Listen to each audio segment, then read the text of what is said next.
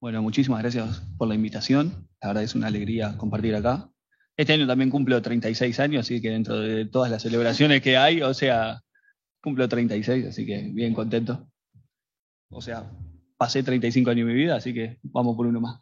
No, o sea, la verdad que es una alegría compartir esto. Varios ya han escuchado esta parte de esta charla y eso, pero la idea fue cuando Ali y Fernando me invitaron, no solo que es un honor estar acá en la primera, sino que tener este lugar donde podamos estar todos los del instituto y los del departamento y compartir lo que hacemos es genial, así que hay que no solo apoyar, sino que darle para adelante y tratar de estar todos unidos y que esto salga adelante. Bueno, la idea es que... ¿Cuál va para adelante? ¿Con cuál lo vale? O sea, con el botoncito nomás. Ahí. Bien, o sea, la presentación vamos a hablar de unos modelos en particular para modelar la deuda soberana. Bien, o sea, son modelos de tasas de interés o modelos fantásticos. Vamos a ver un modelo en particular. Y la idea es introducir ese modelo, que varios ya lo conocen, ya he realizado presentaciones sobre eso, y ver dos aplicaciones que, que están buenas sobre estos modelos y qué es lo que nosotros podemos aportar desde este lado al mercado. Bien, porque, por ejemplo, podemos aportar un nuevo índice de riesgo país, que es la segunda aplicación, y podemos aportar una evaluación en un derivado que no hay en Uruguay, son derivados en tasas de interés, no hay. Así que podemos, o sea, aportar una nueva manera de evaluar un activo que no está desarrollado, pero que si se desarrolla podemos generar alguna idea y tener una primera aproximación de evaluación. Bien, los contenidos son los que están ahí. La primera parte habla de finanzas cuantitativas, como para dar una idea de dónde estamos basados y cuál es el área que en particular a mí me gusta más en el desarrollo de la matemática aplicada. Es el área que más me gusta, que quiero trabajar más y está bueno tratarlo de desarrollar. Acá en el instituto me han apoyado, así que estoy súper contento y tratar de que esto salga adelante. Después ver todas las áreas que abarcan y cuando nos hacemos zoom en la evaluación de activos en renta fija, empezar con el modelo clásico, que es el modelo Basicheck, para terminar en los modelos que vamos a presentar, que son una generalización de él. Después el método de estimación, que ya varios me han escuchado hablar, que hablo sobre el filtro Kalman bastante seguido y es gracias a estos modelos, pero eso va a ser cortita. Y después están las dos aplicaciones que les comenté en estos modelos. Bueno, la finanza cuantitativa, que o sea, básicamente todos sabemos que los mercados financieros hoy son altamente complejos, tenemos la información instantánea, o sea, acá en la facultad tenemos la plataforma Bloomberg que nos da acceso a una infinidad de datos en el instante, básicamente. Como máximo 10-15 minutos de retraso y tenemos toda la información histórica, la información está por minuto o cada 10 segundos. O sea, tenemos una información, una gran cantidad de información en la plataforma Bloomberg, y eso es gracias al desarrollo de los mercados internacionales y a la gran globalización que hay. Las finanzas cuantitativas, la podemos, o sea, hay muchísimas definiciones, pero la podemos definir como un área de la matemática aplicada que se dedica a estudiar los diferentes mercados financieros y ver los problemas que están abocados. Básicamente el mundo de aplicación de lo que sería la finanza cuantitativa son dos grandes, o sea, está la industria por un lado, que es donde se puede hacer plata, y está el mundo académico, que es donde no podemos hacer plata, pero que a mí me gusta estar. Así que la idea es tratar de estar en la investigación sobre estos temas y que es abundante. Hay muchísimas revistas en las cuales poder estudiar el conocimiento y ha avanzado se podría decir que desde la década del 50 en adelante ha crecido exponencialmente este tema de investigación académica. Ahí tienen algunas revistas que son los horizontes que uno trata de hacer trabajo. Todavía no he tenido la suerte de poder publicar en ninguna de esas, pero son la gran fuente de motivación e inspiración para seguir trabajando. Bien, por lo general tratamos de hablar de que son grupos interdisciplinarios, porque están, o sea, no hay solo matemáticos, hoy por hoy hay matemáticos, físicos, economistas, contadores, hay grupos por supuesto, sociólogos, psicólogos, hay grupos interdisciplinarios que trabajan en mejorar y en proponer modelos. También un gran foco de obtención de problemas es la industria. La industria nos brinda un montón de problemas y nosotros como investigadores tenemos que tratar de darle la solución que ellos necesitan, y realmente es lo que a mí más me gusta. ¿Cómo hago para que se vaya eso? No se va.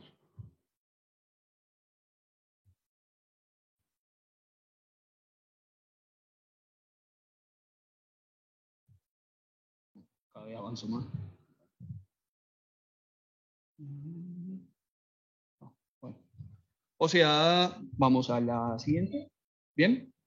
Dentro de las finanzas cuantitativas, dentro del área, se podría decir de que utilizamos tres grandes ramas de conocimiento, que es los modelos matemáticos, que básicamente la gran inspiración son los procesos estocásticos, y dentro de los procesos estocásticos está el cálculo estocástico, las ecuaciones en derivadas parciales son gran fuente de introducción a estos temas, y muchos de los problemas se resuelven con esas, o sea, aplicando esos modelos y esos procesos. Después, por supuesto, están las técnicas estadísticas, porque si tenemos modelos matemáticos, muchos son con parámetros, tenemos que tener algunas técnicas para poder estimar esos parámetros. Y después lo otro que necesitamos también son técnicas de programación, o sea, computacionales, para poder resolver los problemas con la cantidad de datos que tenemos, que, como había comentado al principio, pueden llegar a ser enormes las bases de datos. Dentro del área de finanzas cuantitativas, o sea, está bien diferenciada la literatura en dos grandes ramas. Por un lado está la evaluación de activos financieros, y por el otro lado está la gestión de riesgo. O sea, la literatura está bastante separada, si bien se interconecta. La idea es que por un lado, hay muchos libros que se dedican a la evaluación de diferentes tipos de activos, por el otro lado a la gestión de riesgo. Dentro de la evaluación de activos, que es la que vamos a dar nosotros, o sea, en esta presentación, hay dos tipos de activos. Están los de renta fija y los de renta variable. ¿Bien? O sea, básicamente espero que todos sepan cuál es la definición de renta fija o de renta variable, pero de renta variable, por ejemplo, podemos considerar el dólar, que la evolución futura no la conocemos en ningún momento.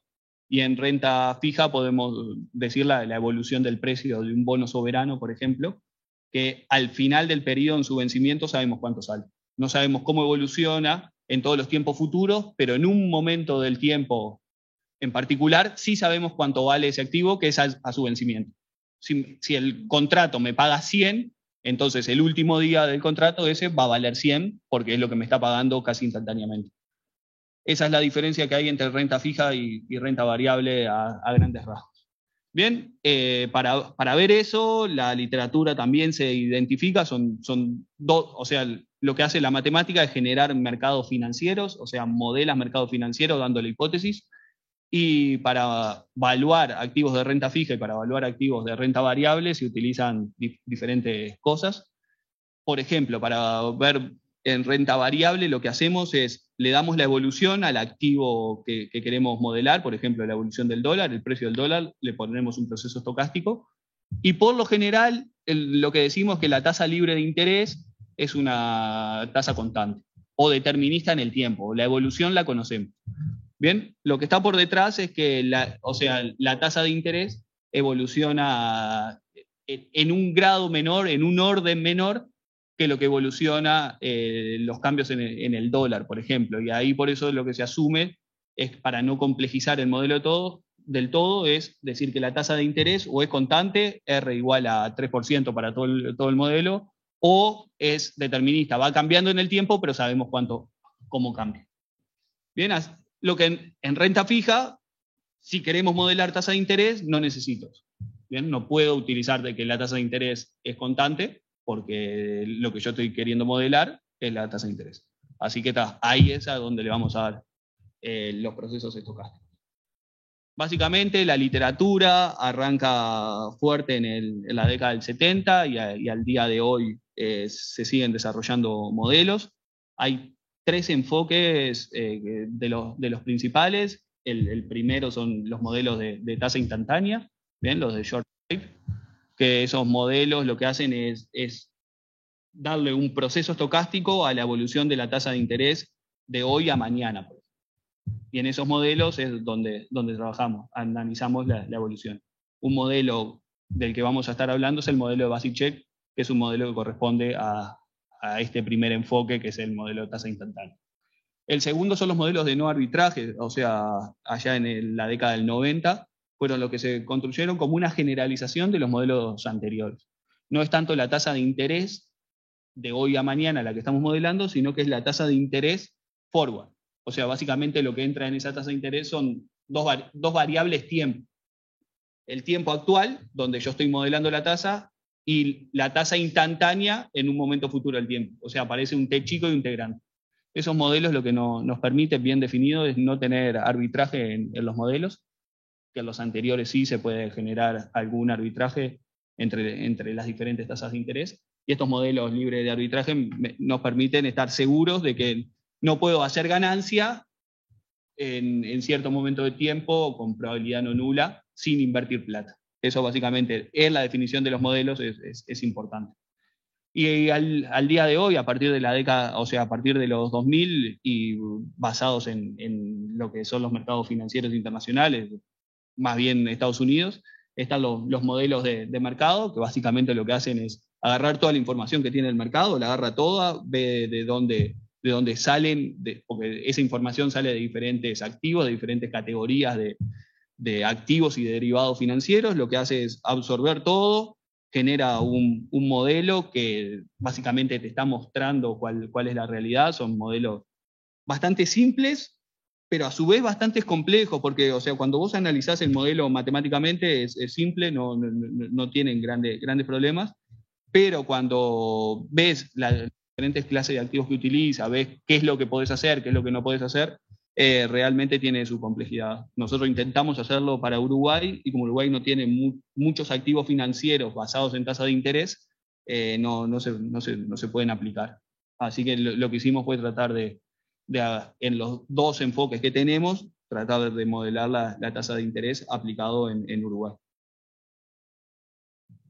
Bien, o sea, como dijimos, vamos a dar los modelos gaussianos y o sea, la base fundamental es en 1977 el modelo Basic Check. O sea, hay un cambio de paradigma a partir de 1973 en las finanzas cuantitativas, que es el modelo Black-Scholes, bien, que ahí es de renta variable. Ahí veo la evolución del dólar, la evolución del petróleo, por ejemplo, y esa evolución está a grandes rasgos hecho con un movimiento browniano geométrico, bien, o sea, a la evolución futura incierta le tiro ese proceso estocástico y ahí me genera o sea, toda la teoría para poder llegar al precio del activo o al precio del derivado financiero.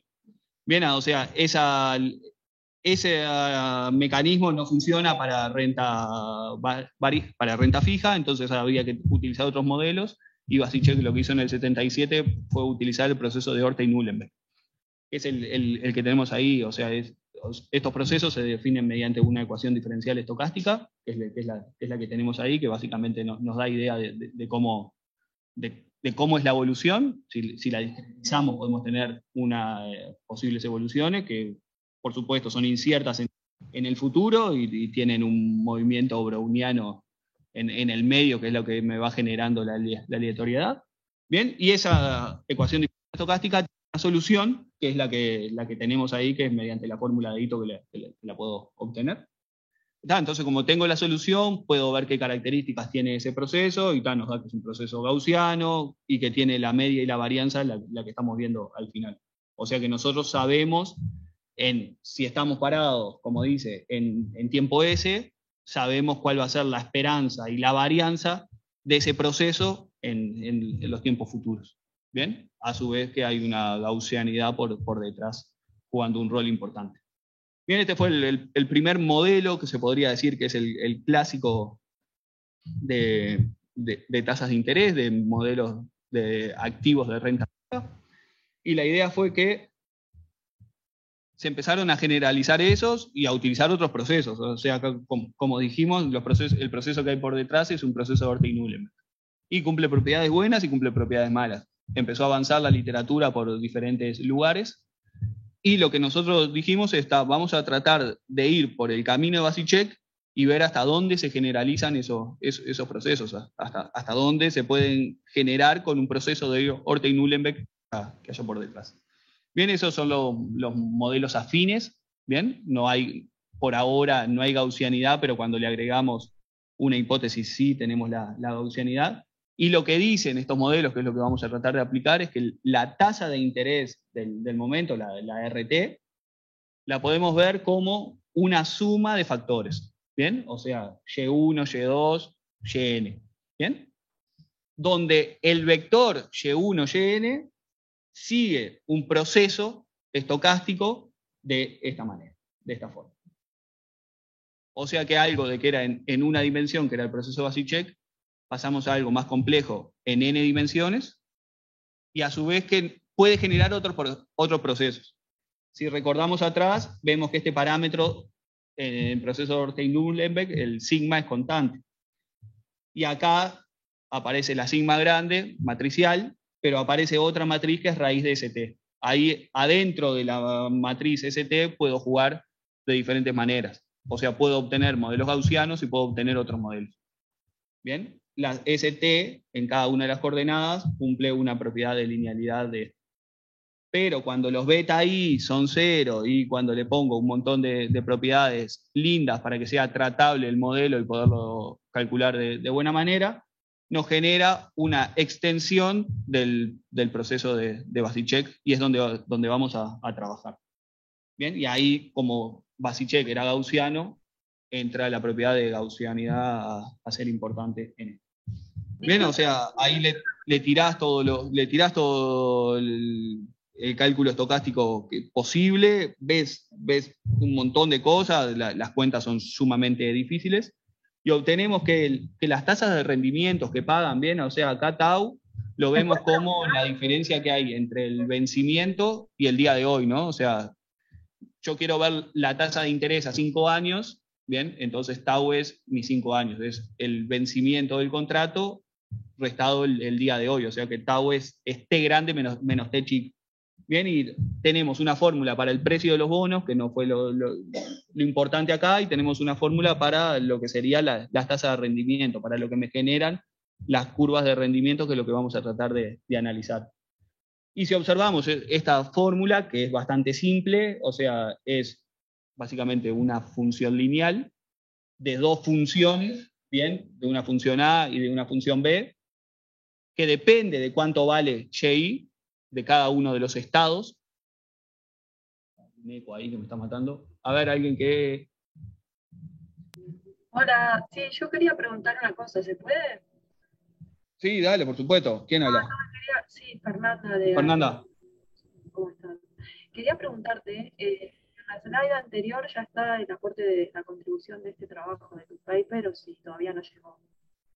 ¿Cómo? No entendí, no escuché. El aporte, porque me pareció entender que en la transparencia anterior estaba lo que sería el aporte del trabajo de ustedes. No, el aporte está en la de las aplicaciones. Esto es teoría que ya estaba desarrollada. Perfecto, muchas gracias. Esta teoría la cerraron, o sea, en el caso más extenso la cerraron por el 2000, cuando evalúan, o sea, a ver que estoy viendo. No, era simplemente yo me había perdido una parte, creí que me había perdido el momento en el que tú decías que era la contribución del trabajo.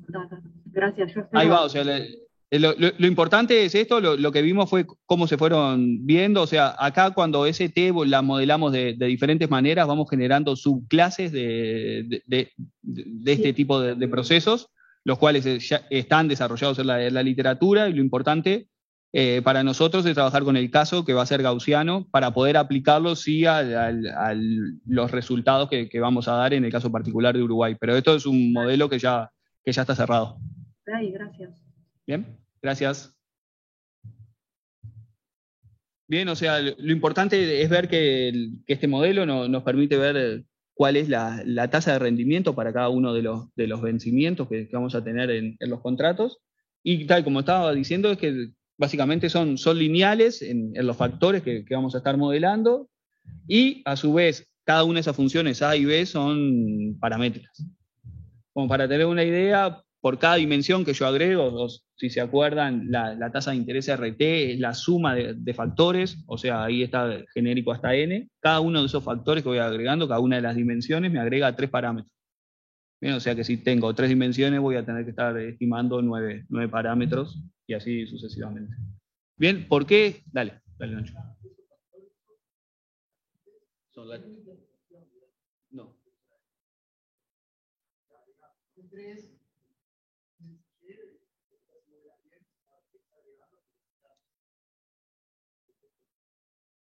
Ahí va. A mí que me tocó curso híbrido, recuerdo de que tengo que reproducir las preguntas del auditorio. Nacho me está preguntando si tienen alguna interpretación cada uno de los factores.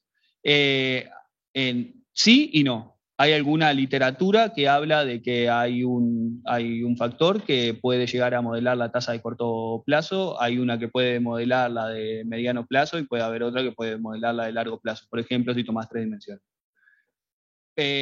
No, para mí no es claro. Bien, o sea, para mí no es claro que la podamos interpretar de esa manera directamente. Es más, o sea, tratamos de no tomar ese camino, para nosotros son factores y los resultados son estos, y no le dimos una interpretación económica a cada uno de los factores.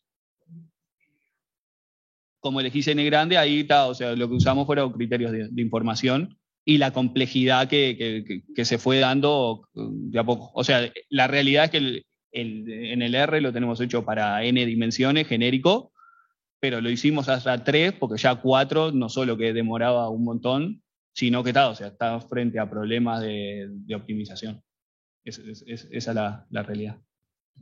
Bien, o sea, estos modelos lo bueno que tienen o lo lindo que tienen es que lo podemos escribir en los modelos de espacio-estado, donde Kalman en el 60 encontró una manera de cómo estimar, porque ahora vamos a ir viendo cuál es el problema que tenemos, pero en la ecuación de transición, que es la YT, es la que está dada mediante una discretización de Euler de este proceso. ¿Bien? Y la ecuación de medida es básicamente la que nos da cuánto vale la tasa de rendimiento para ese modelo en particular. Lo que hay que tener en cuenta es que en cada momento del tiempo, lo único que estamos observando del mercado es cuál es la tasa de rendimiento, ¿bien? ZT, para el mismo T chico en diferentes T grandes. Bien, o sea que en cada T chico, yo lo que estoy viendo es la tasa de rendimiento para diferentes momentos en el futuro. O sea, estoy viendo la tasa de rendimiento de un bono a 1 año, estoy viendo la tasa de rendimiento de un bono a 3 años, estoy viendo la tasa de rendimiento de un bono a 5 años. O sea que yo lo que estoy viendo al día de hoy son varias tasas de rendimiento, o sea, no se podría decir en el futuro, pero en el tau, básicamente para ciertos momentos puntuales de tau. Eso es lo que estamos viendo, y lo importante es que no tenemos, como me había preguntado Nacho, no tenemos ni idea de cuáles son los YT. Así que en estos modelos, lo único que tenemos es información de los ZT y tenemos que estimar no solo los parámetros de la función A y de la función B, sino que dar estimaciones de lo que sería la variable Y, las variables inobservables, de los factores latentes. Y eso es lo importante y lo que tratamos de resolver mediante el filtro de Kalman. Ahí va, o sea, el mu y el nu son ruido gaussiano. ¿Bien? O sea que en las fórmulas aparece el Q y el R son las matrices. ¿Bien? Bueno, o sea, acá, como dijimos, en el fondo vamos a tener un modelo de espacio-estado que en el 60 Kalman encontró una manera óptima, y en este caso es óptima realmente de estimar los parámetros.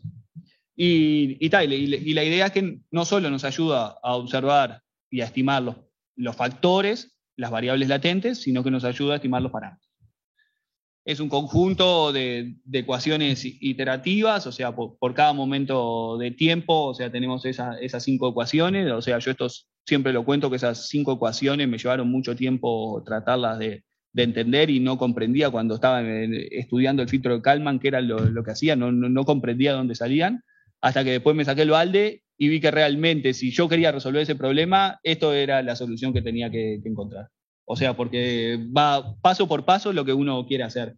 Con la información en tiempo t-1, lo primero que puedo hacer es aproximar el factor latente mediante su ecuación la primera ecuación, la ecuación de transición. O sea que el primer paso es aplicar la ecuación de transición, nada más. En la segunda es calcular cuánto le podría estar errando hoy con la información de ayer. Después es hacer la actualización, y eso es lo más difícil, y es lo que Kalman nos dice. Bueno, la predicción de tu variable latente en tiempo t, dado por la información t-1, y después está la matriz de Kalman, que es K, y el error que podés estar cometiendo ¿en qué? Con esa estimación en la curva, en este caso, en ZT, o sea, básicamente es el error que podés estar cometiendo en esta ecuación, ¿bien? O sea, Z de t menos A de t menos B de t, Y, estimado con el día anterior. ¿Bien? O sea, es Z de t menos A de t menos B, y la estimación que hiciste en el primer paso de la iteración. Bien, y después tenés cómo medir los errores que estás cometiendo, y lo importante es la definición de la matriz de Kalman, que es eso. Básicamente, esta es la ecuación importante, la 3, que es la que se construye mediante la 1, la 2, la 4 y la 5, y lo que nos está diciendo es que la estimación de la variable latente al día de hoy con la información de hoy no es otra cosa que la estimación del día, o sea, un promedio ponderado de la estimación de la variable Y latente de hoy con la información de ayer, más el error que puedo cometer multiplicado por la matriz de Kalman, que es la que maximiza lo que nosotros queremos encontrar. Bien, o sea, estas 5 ecuaciones en principio pueden resultar ser complicadas, pero la realidad es que se entienden, y es lo que tenemos que hacer día por día. ¿Bien? Y eso es para estimar los factores latentes. Por el otro lado está estimar los parámetros. Así que tengo 2 problemas. O sea, estimar los parámetros y estimar los factores latentes.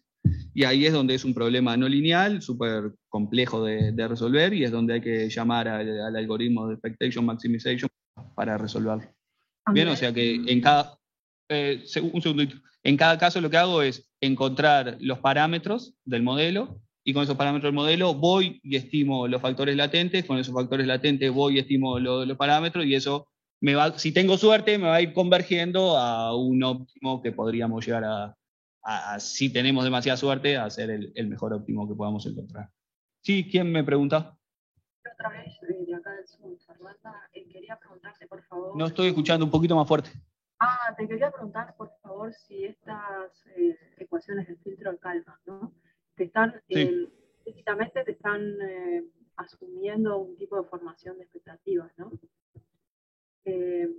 Cuando haces ahí la primera ecuación, es una ecuación de formación de expectativas que es específica, no es cualquier formación de expectativas, ¿no? Porque ahí es el valor que tú esperas para Y en t-1 para el momento t. Ahí va, o sea, sí. Claro, y ahí es un mecanismo de formación de expectativas que, si no me equivoco, sería adaptativas, ¿no? No sé si estás, como tú sos matemático, no sé si estás un poco... sí, o sea... interesa un poco el tema ese de las expectativas y las categorizaciones que tenemos en economía.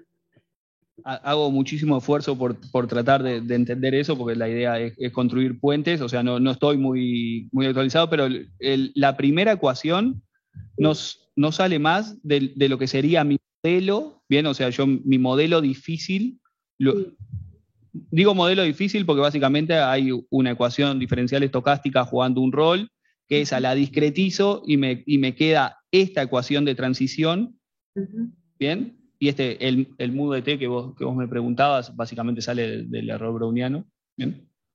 Del browniano que está ahí. Esta ecuación de transición, en el fondo, es mi modelo. Ahora, en esto que estamos dando de Kalman, es mi modelo. Entonces, lo que dice que mi primera aproximación que yo puedo hacer es la variable latente en tiempo t no es otra cosa que alfa más phi por la variable latente en el tiempo t-1, que claro, es la primera ecuación.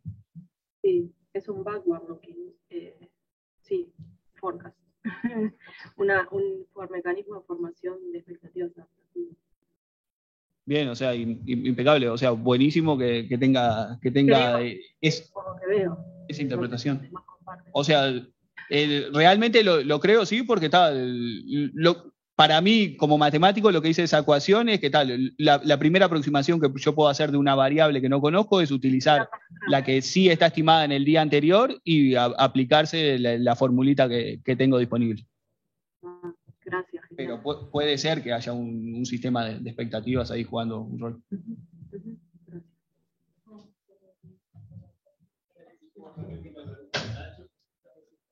En eso no estoy acostumbrado en el híbrido, eso no me lo pide el libro.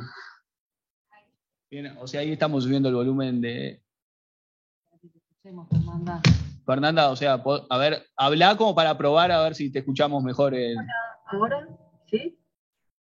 Sí, ahora la mejor. voz de por sí baja, no quiere decir que no esté andando de la modalidad híbrida. Sí, se escucha mejor. Lo que hicimos fue subir el volumen de la tele, así que bien. Okay. Sí, o sea, nos complicamos muchísimo y subimos el volumen de la tele. Bueno, muchas gracias. Espero haberte contestado y realmente si tiene una explicación económica de expectativa, o sea, muchísimo mejor. Por supuesto que hablaba de la matemática no es nada complejo para ustedes entender. Que cuando uno, la economía puede asumir tres tipos de mecanismos para formar valores generados que obviamente en el presente no se conocen.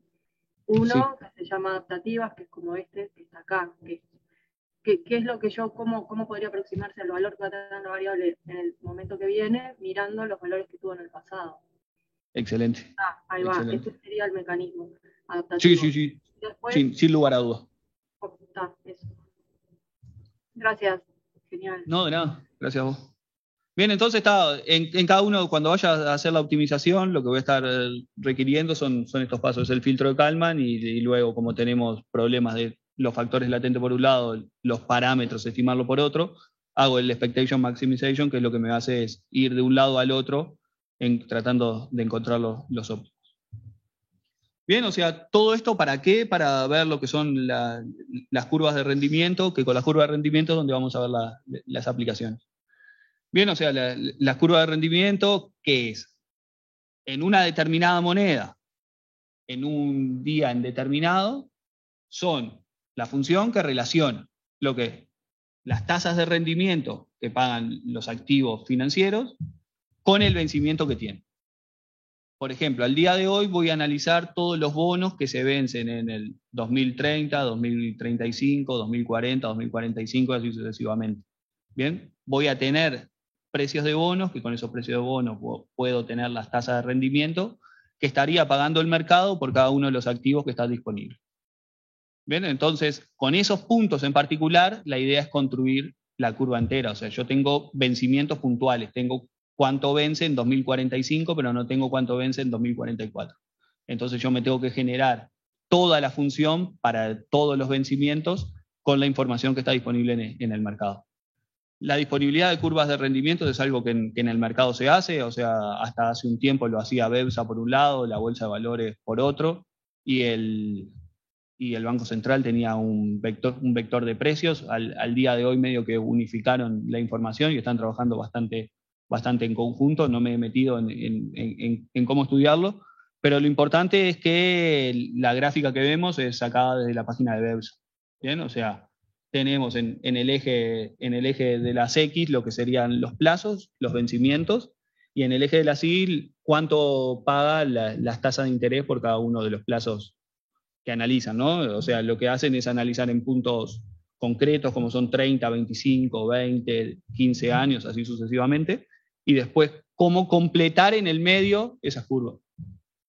Hay muchísimas maneras de hacerlo, desde la más básica que es interpolación lineal, hasta un montón de otras más, bootstrapping, lo que quieramos hacer, diferentes estrategias para poder hacerlo, hay de todo. Lo que nos pasa con esto es que cuando yo tengo cuánto vale YI y yo tengo estimados los parámetros, me está dando la función.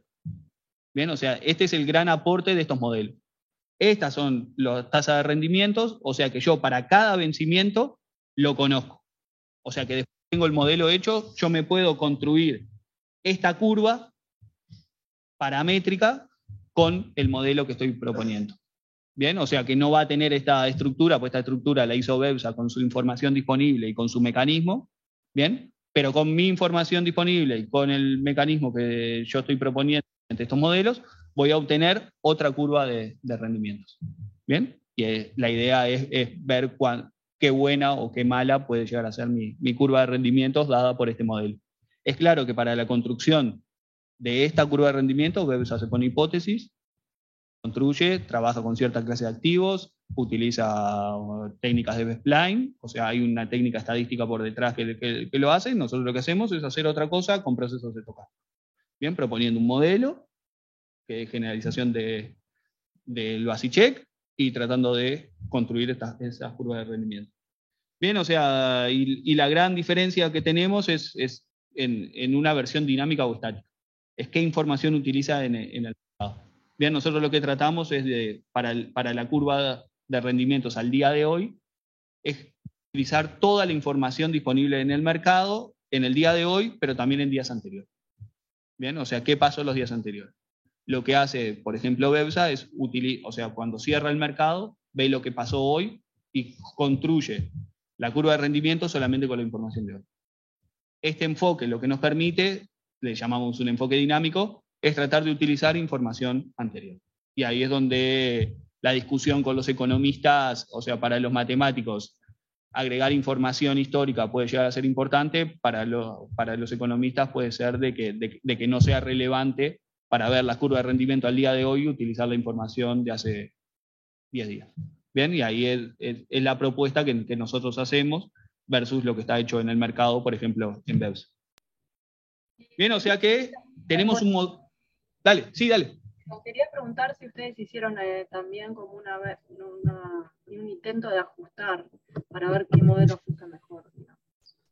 Sí, o sea, ahora vienen las aplicaciones. Gracias. Bien, o sea, la primera aplicación que hicimos, no sé en qué hora estamos. Está tarde. La primera aplicación fue la que presentamos en el CLACSE, es un trabajo que si Dios quiere lo vamos a mandar a publicar ahora en este año, que es decir, bueno, con todo lo que tenemos hecho, con ese modelo, es tratar de evaluar activos que hoy por hoy no están desarrollados en el mercado. Bien, o sea que son las opciones en tasas de interés. Bien, o sea, ¿por qué hacer esto? Por un montón de propiedades buenas, o sea, hoy por hoy el mercado de derivados tiene, o sea, es de gran participación en los mercados internacionales, hasta superan los commodities, superan un montón de propiedades. Hay algunos activos en los cuales no podés participar, o sea, Nacho no puede comprar petróleo, pero sí puede comprar una opción en petróleo. Y tal, o sea, lo importante, por eso, o sea, no sabe qué hacer con la plata y dice, bueno, podés invertir, así que eso, trabajar en derivados financieros es lo que ha ayudado a poder tener más opciones de inversión y poder muchas veces trabajar con activos que no lo podés comprar por sí, pero podés comprar un derivado en ese activo.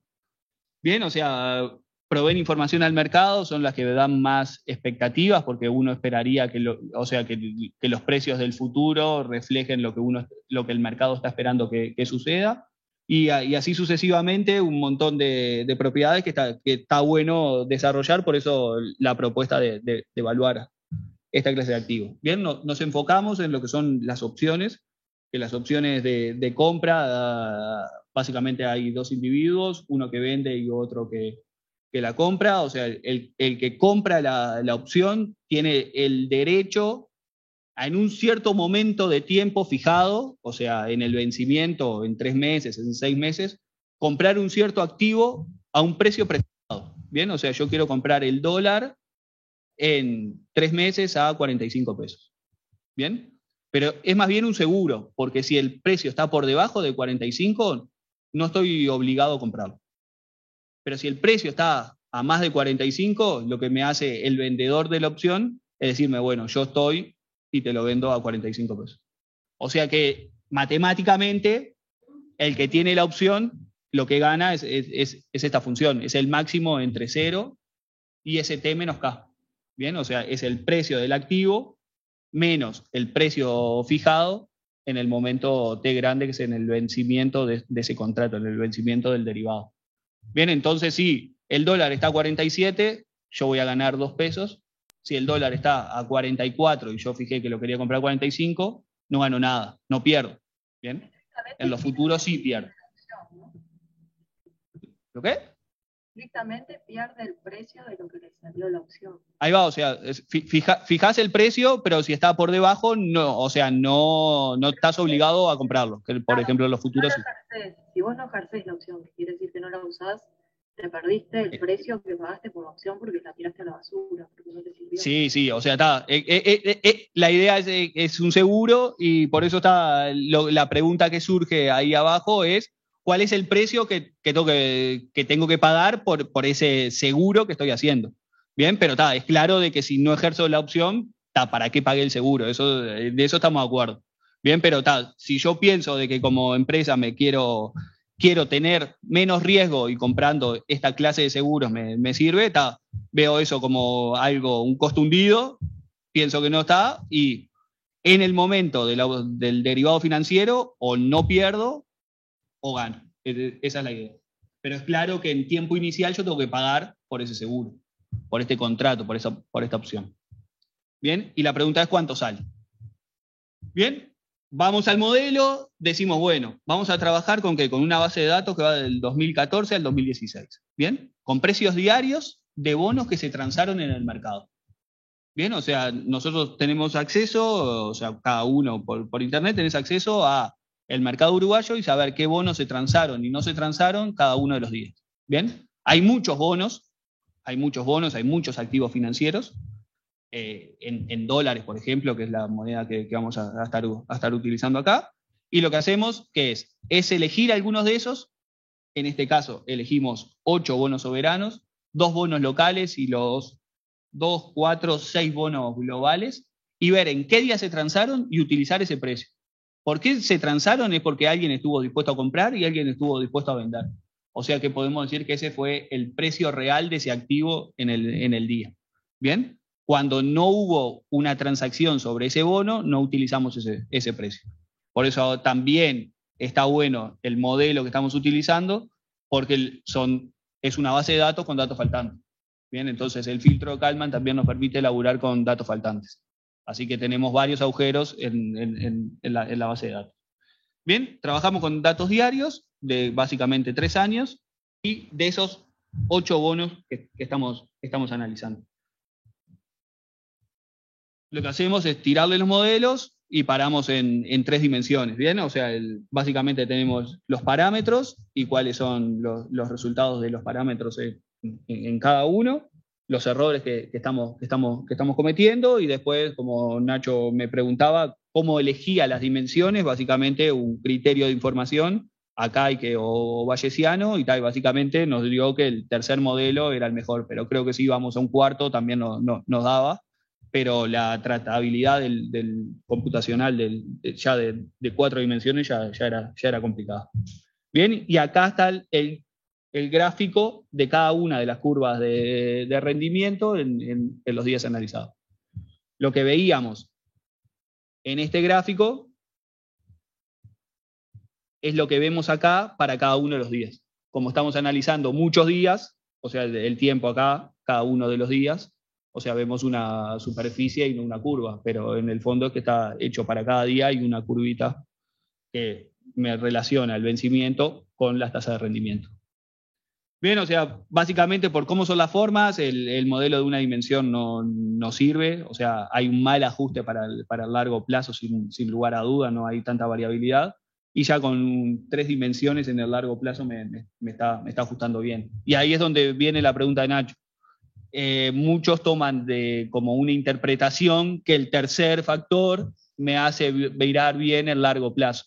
Pero no, o sea, no podemos asegurar. Un factor no me mira bien el largo plazo, vemos que el final es bastante constante los resultados en cada uno de los días, y ya en 3 dimensiones tenemos que hay una variabilidad que se vio en el mercado en el largo plazo. Por eso alguna bibliografía dice de que el tercer factor mira a largo plazo. Pero yo eso no es una de las cosas que lo tomamos como interpretación.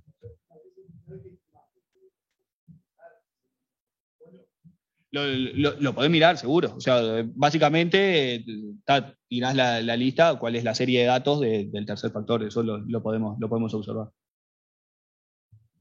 Bien, y tal, lo que nos permite esto es que este modelo es lindo porque tenemos una fórmula cerrada para calcular esta clase de activos, que es la fórmula de Black.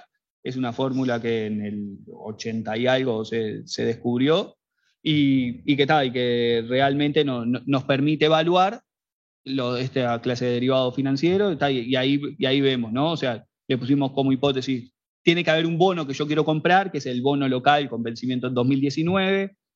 Ese precio de activo en el día que voy a firmar el contrato, esa opción, valía $94,84, una tasa de rendimientos de 1.94. Bien, o sea, para analizar varios precios de ejercicio, dijimos que va a bajar 1 o 2, o va a subir 1 o 2 la tasa de rendimiento, por eso son varios precios de ejercicio que nos tomamos, esto solamente para dar mayor cantidad de activos valuados. Bien, y comparamos con el modelo que está en azul, que es el Black-Derman-Toy, que es el modelo benchmark de interés en precio de opciones. Bien, o sea, ese es el modelo clásico que se utiliza para calcular opciones. O sea, es más, muchas empresas cotizan mediante el modelo de Black-Derman-Toy. Y la próxima charla del próximo seminario que esté, voy a hablar sobre el Black-Derman-Toy y una generalización que logramos hacer que está bastante linda, así que ya invito a mi próximo seminario en una generalización de este modelo.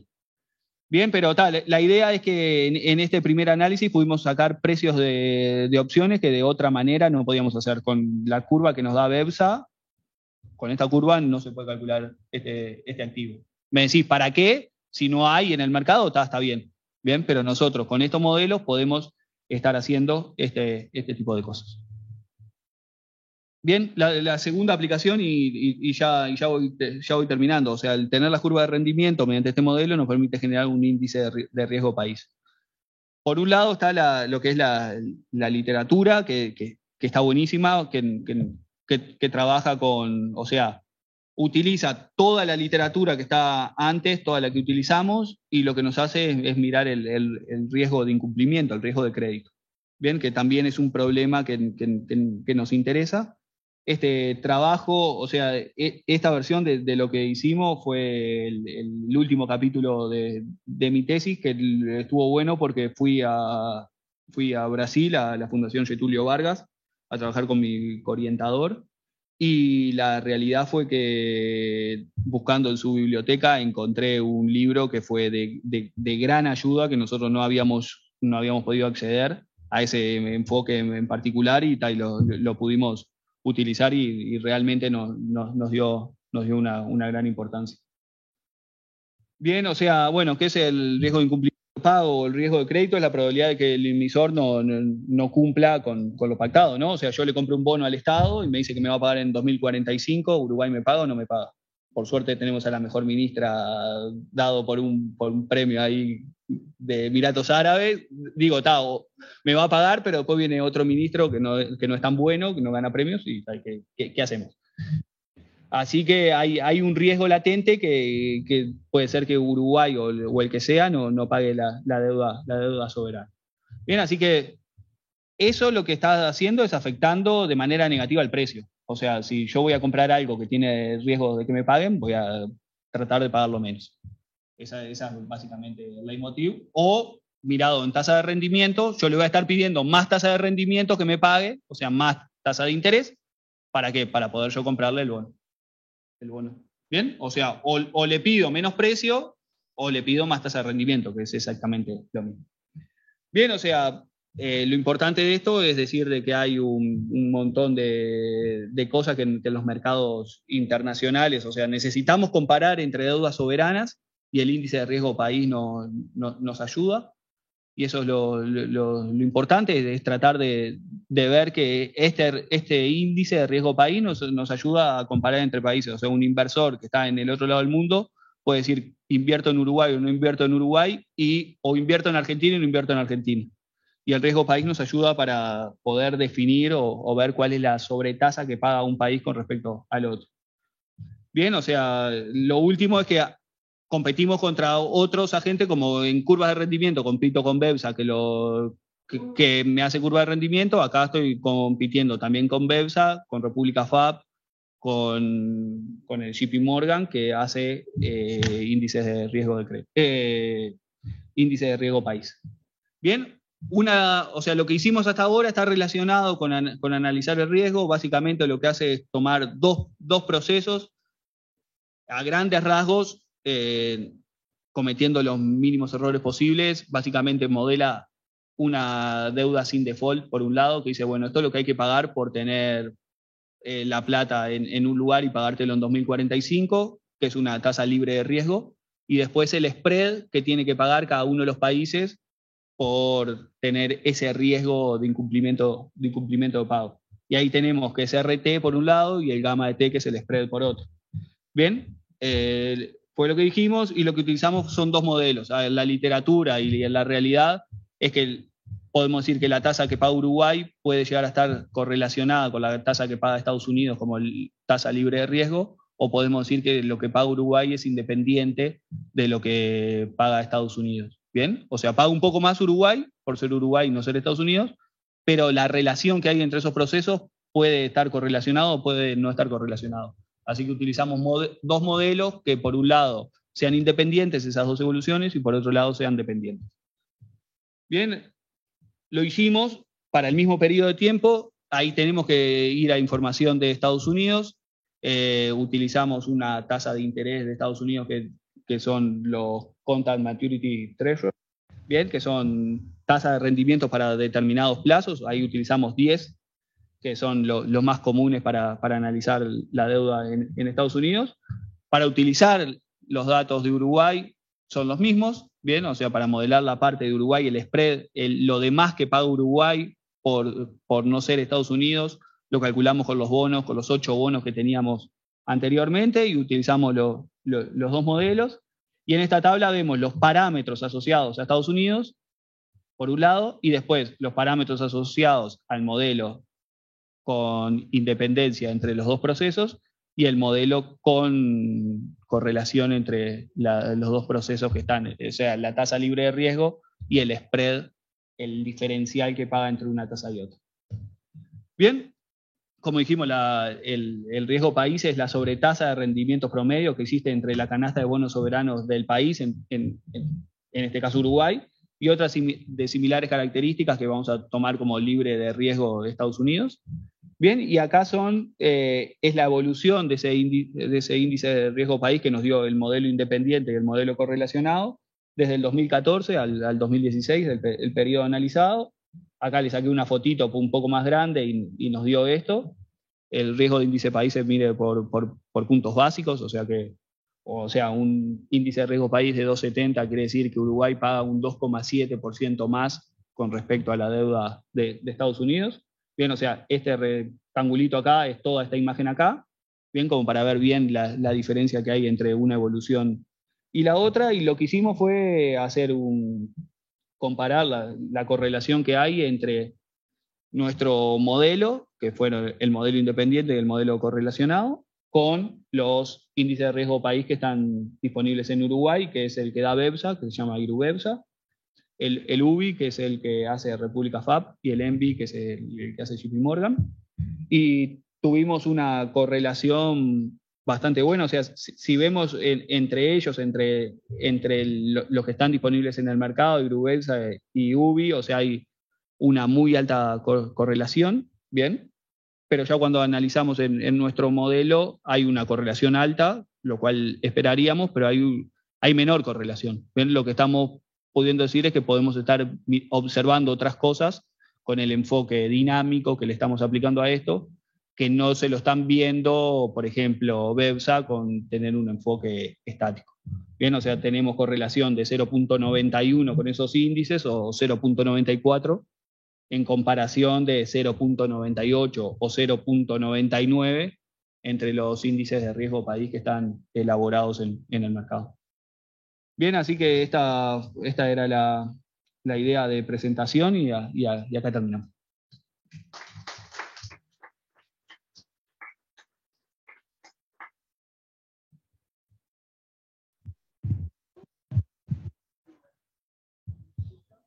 ¿Preguntas?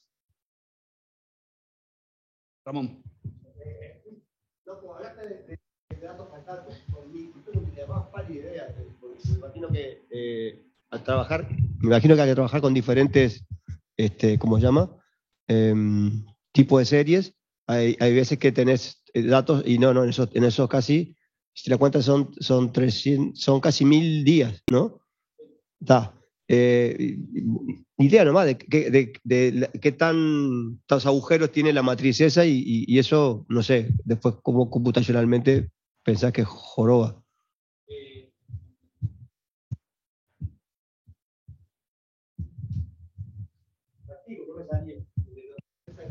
La realidad es que hay bastantes agujeros y es un problema de la complejidad de utilizar los transados en el mercado. Lo que hicimos fue tratar de tener todos los activos, la mayor cantidad disponibles, y nos tomamos como cota, vos suponer, tenemos 8, se da que en cada uno de los días mínimo 4 se transaron. O sea, tenemos bastantes agujeros, pero o sea, caemos en que el filtro de Kalman, o sea, la teoría sobre el filtro de Kalman sobre datos faltantes también es buena, y le aplicamos las técnicas adecuadas que nos decían, pero sí, o sea, es un problema tener datos faltantes. Pero también es un gran problema que antes tenía el Banco Central para construir el vector de precios, y también es un gran problema que tiene BEPSA para construir las curvas de rendimiento. Es algo que como no hay muchos activos transados en Uruguay, en principio ya no hay muchos activos, no sé, pero ponele que hay en el entorno de 20, y yo me quiero construir para todos los tiempos. Bien, o sea, para todos me quiero construir una función con solamente 20 datos. Y de esos 20 datos, los datos reales que uno esperaría de que fueran datos ciertos, son muchos menos porque esos 20 activos no se transan todos en el mercado. Y ese es un problema que todos nos enfrentamos para tratar de solucionarlo. Creo que las herramientas de datos faltantes en filtro de Kalman ayudan de una manera decorosa y elegante de salir de ese problema. ¿Alguna otra pregunta?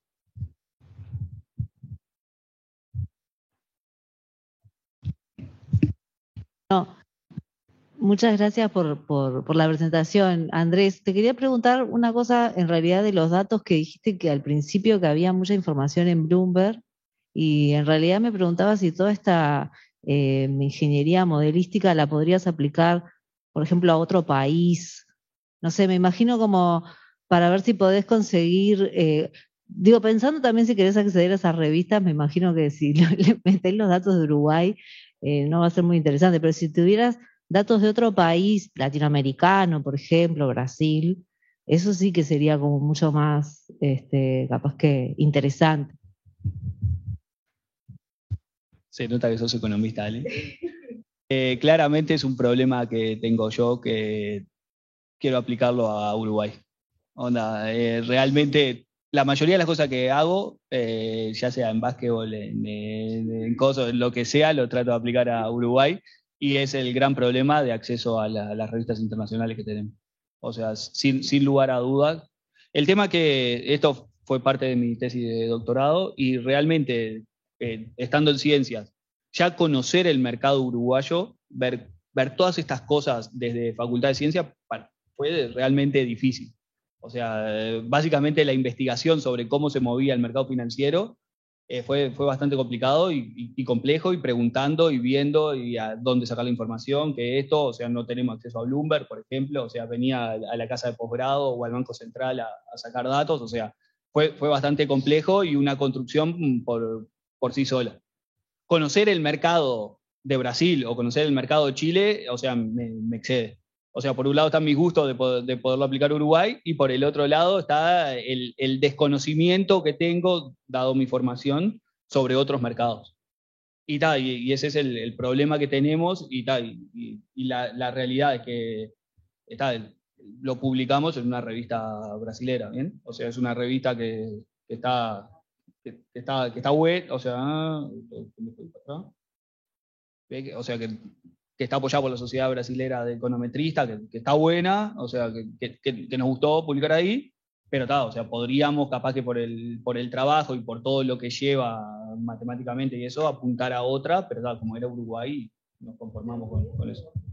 No, sin lugar a dudas. El tema es que ese futuro no está llegando. O sea, lo tengo de hace un tiempito.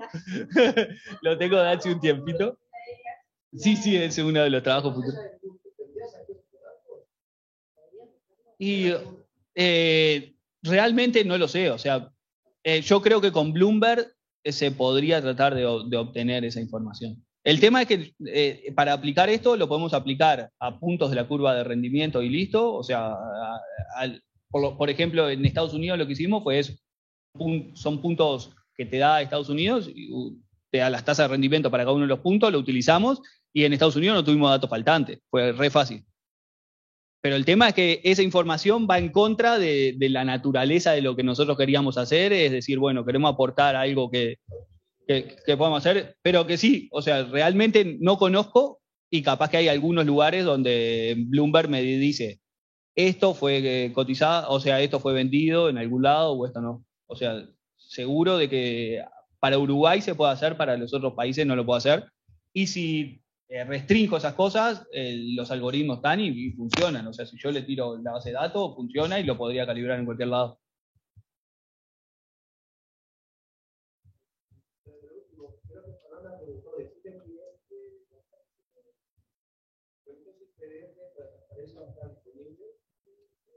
Sí, o sea, va a estar disponible. Fernando, no sé si estás ahí todavía. Está bien.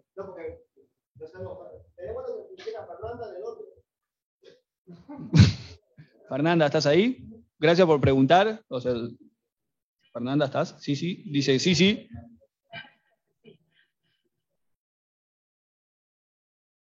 ¿Fernanda? No, pero 308, ¿no es una hora, no? Sí, estoy. Está ahí. Bien. Acá Ramón preguntó si sos estudiante de la licenciatura, de ¿cuál? No. O sea.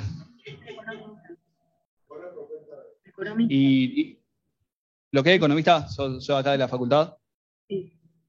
Vale, o sea, muchas gracias. O sea, todo surgió de que sí, de que va a estar, las diapositivas van a estar en breve subidas y el video también.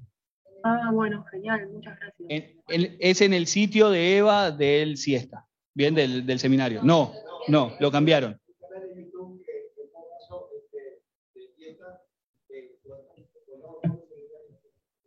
Ahí va. Oh. Ramón dice de que hay un canal de YouTube del IESTA, que es donde están subidas las presentaciones y las diapositivas también. Pero cualquier cosa nos mandás mail, o sea, está mi mail ahí abajo, me lo mandás y yo te las envío sin problema. Bueno, muchas gracias. Muchas gracias a ti, que pasen bien. Perfecto. Bueno, muchas gracias. Agradecemos a Andrés una vez más. Gracias.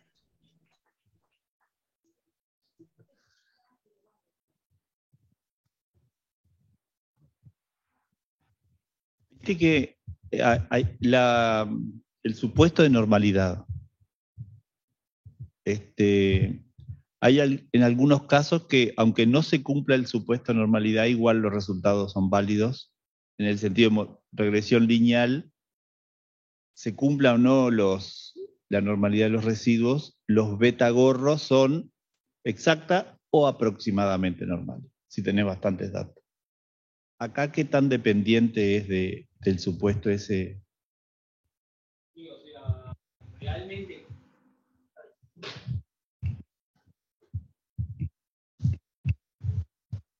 O sea, realmente la dependencia no la sé, no vi, o sea, teoremas que justifiquen o sea, como está en regresión lineal. Lo ideal, o sea, la realidad, lo ideal es que no, o sea, que todo se juega acá en esta ecuación diferencial y la realidad es que se juega acá en lo que sería la varianza o sea, vos podés estar dándole valores acá donde podés estar obteniendo otros modelos que la normalidad la podés estar cambiando. O sea, puede no llegar a ser normal o ese tipo de cosas. ¿Bien? Y tal, sin lugar a dudas es algo a explorar. ¿Por qué gaussiano? Porque puedo aplicar el filtro Kalman en el lugar óptimo. Esa es la realidad. O sea, puedo venirle con un batallón y decirle, este es mi problema, y bueno, entonces este modelo lo elijo para poder aplicarle todo esto, que acá las técnicas son óptimas. Bien, o sea, nos preocupamos en que las técnicas sean óptimas, pero es claro de que el modelo matemático por sí puede llegar a tener, o sea, hipótesis de normalidad que en el mercado no se ve. Eso sin lugar a dudas. Pero nos enfocamos en eso. O sea, quiero los modelos en los cuales las técnicas estadísticas sean buenas.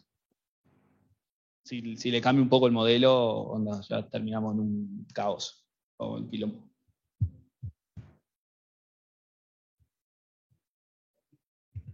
Bueno, muchísimas gracias.